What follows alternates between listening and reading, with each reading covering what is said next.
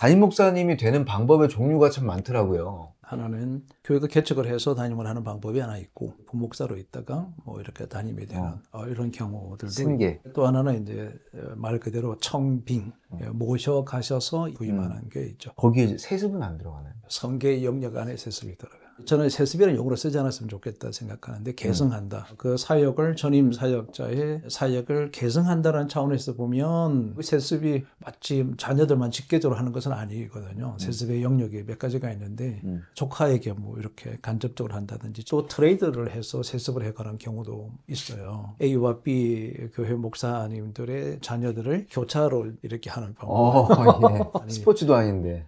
그렇죠. 이제 예. 이런 사례가 빈번하게 되다 보니까 교인들이 지각이 있거나 사회생활을 하는 교우들은 편법을 쓰는 것에 대해서 부정적 견해를 갖다 보니 교회에 대한 신뢰도가 자꾸 떨어지게 되고, 젊은 청들이 교회를 떠나는 여러 요인 중에 하나지 않을까. 한국 교회에 민감한 문제로 남아 있는 것 같은데 세습을 옹호한 이유들이 많이 있더라고요. 한 저는 10가지 정도. 세습이 필요하다고 생각해요. 어떤 경우가 세습을 해야 되느냐 하면, 교회가 너무 어려워요. 그런데 교회는 없앨 수는 없어요.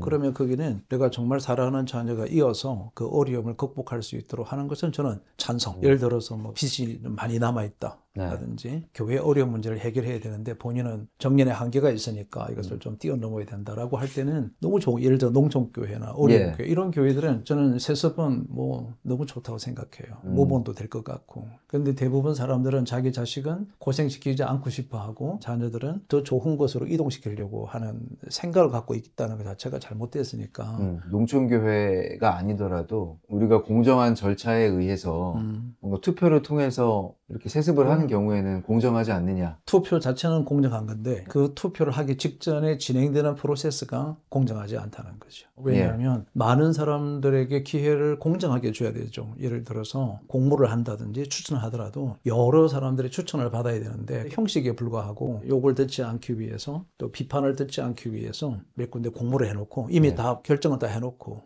라고 하는 거죠. 제3자적 객관적 평가에 대한 시스템 자체가 차단된 상태에서는 이미 공정하지 않은 거예요. 그러니까 내정자가 있는 상태에서 맞아요. 형식적으로 공모를 한다라는 말씀이신가요? 맞아요. 잘못된 거죠. 그걸 다 알아요. 저 교회는 이미 벌써 소문들이 바닥에 나게 되면 뭐 개성하려고 하는데 우리가 덜러리 서는 거 아니냐, 본인들도 알고 있어요. 저는 이 세습이 바람직하지 않는 몇 가지 이유 중에 하나가 우선은 많은 사람들에게 기회를 박탈한다라고 하는 측면이에요.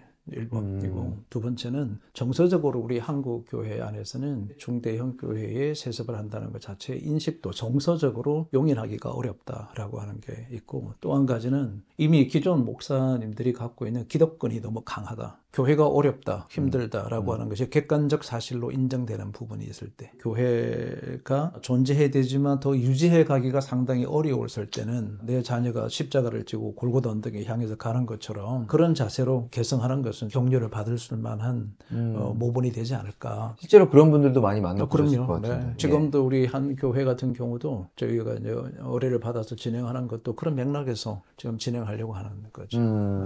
세습은 절대 반대하는 것처럼 이런 뉘앙스를 갖고 계신 분들이 계시더라고요. 교회 상황에 맞게끔 하는 거죠. 세상과 기독교가 교차하는 시선, 박세현의 크로스뷰.